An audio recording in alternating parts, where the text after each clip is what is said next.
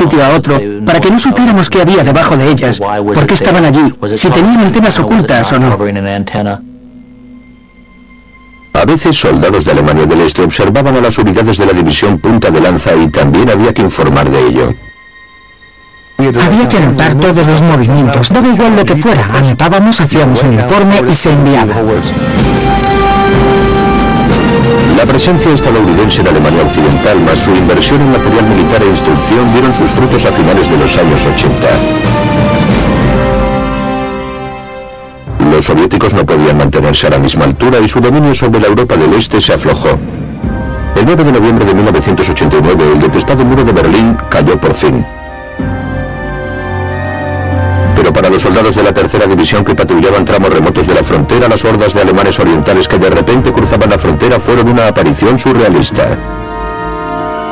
Había que estar alerta. Al fin podían cruzar la frontera. Te preguntas quiénes son, si de verdad son libres o si son espías o soldados vestidos de civil. Te sentías desbordado y pensabas si sería el fin del comunismo o el inicio de otra guerra.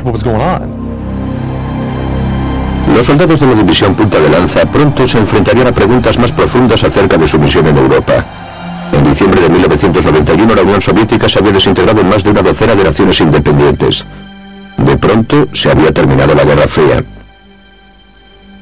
Pensábamos, ¿nos habéis entrenado para esto? ¿Qué es lo que pasa? Me estáis dejando sin trabajo, volved a levantar el muro. Y por otra parte pensaba que gracias a Dios volvían a ser libres, aunque te preguntabas, ¿qué harías a partir de entonces?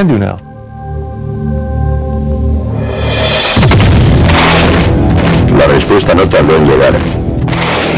Mientras la Unión Soviética se derrumbaba, otro dictador invadía un país vecino. Una vez más, la tercera división acorazada se encontraría en primera línea.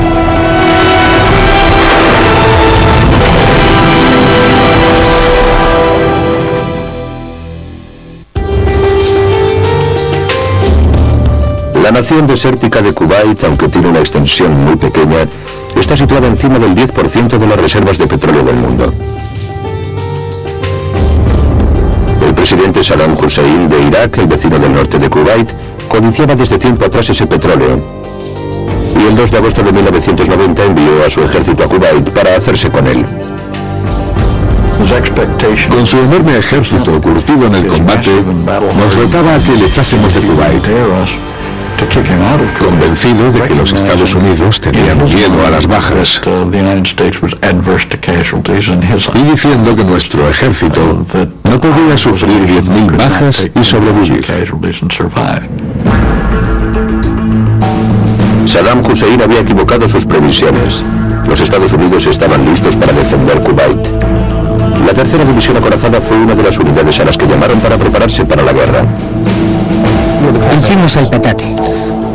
Tuvimos que dejar el nombre de nuestro pariente más cercano, por si no volvíamos. Y también tuvimos que dejar cartas escritas a nuestros seres queridos, por si nos mataban. Y entonces te dabas cuenta de que esa posibilidad era muy real. Reuní a todos los comandantes y sargentos primeros de la compañía y tuvimos una charla. Les dije que se trataba de una guerra de verdad y que iba a haber bajas y les pregunté qué habían hecho para prepararse a sí mismos y para preparar a sus soldados. Lo que quería decirles era que si creían en un ser supremo que se pusieran en paz con él y que si tenían algún asunto pendiente que lo resolvieran, porque nos íbamos a meter en una situación muy peligrosa.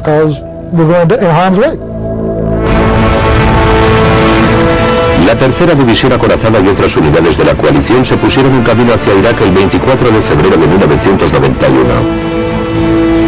Durante las 6 semanas anteriores los aviones habían atacado las posiciones iraquíes. Ahora las tropas de tierra tratarían de acabar el trabajo. Los tanques de la división punta de lanza pronto se encontraron con el Arcén, una cresta de tierra creada por bulldozers iraquíes para delimitar su frontera con Arabia Saudita. Has hecho muchas suposiciones sobre el primer segundo de combate. Entonces cruzas el Arcén y te dices, bien, para esto nos han instruido, para esto nos han preparado. Cruzamos el Arcén, entramos en el país y llegó el momento de pasar a la acción.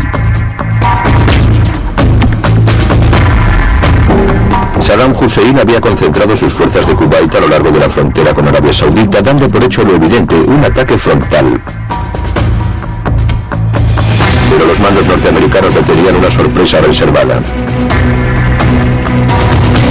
Las fuerzas de la coalición, con la división punta de lanza compartiendo la vanguardia, invadieron Irak al oeste de Kuwait, rodeando los emplazamientos iraquíes. El plan era atacar las posiciones enemigas desde un flanco.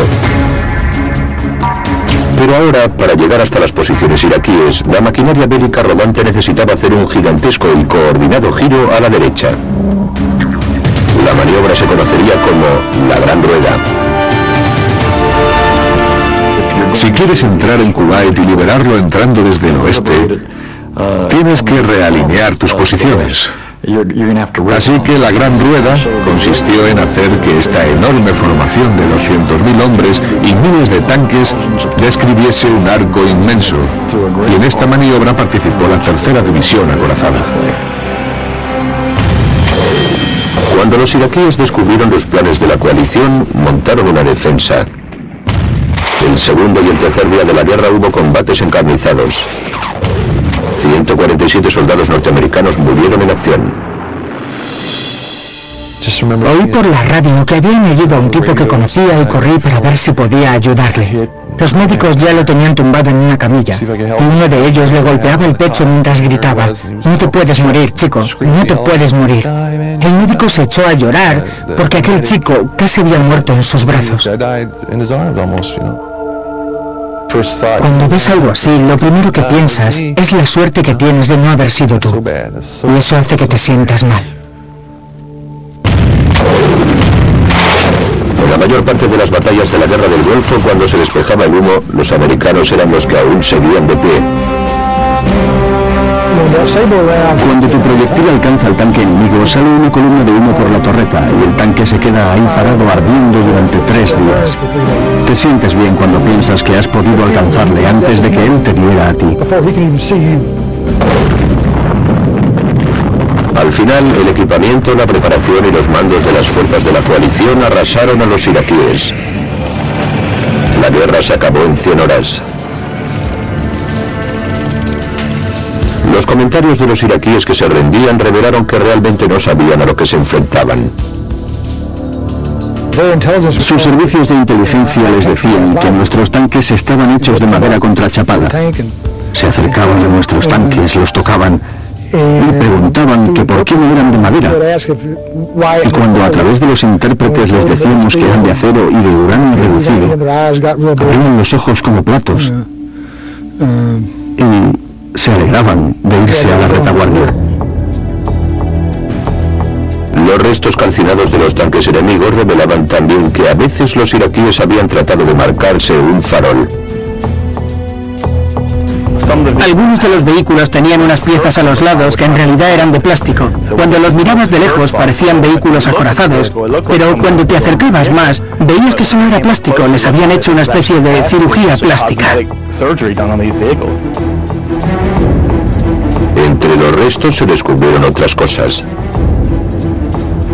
Uno de los vehículos que encontramos era un camión sanitario que llevaba la media luna roja, y cuando abrimos las puertas vimos que estaba cargado de municiones. No había ni una sola tirita en todo el camión. Puedes entrenarte toda la vida, pero hasta que no participas en una guerra, no sabes lo que es.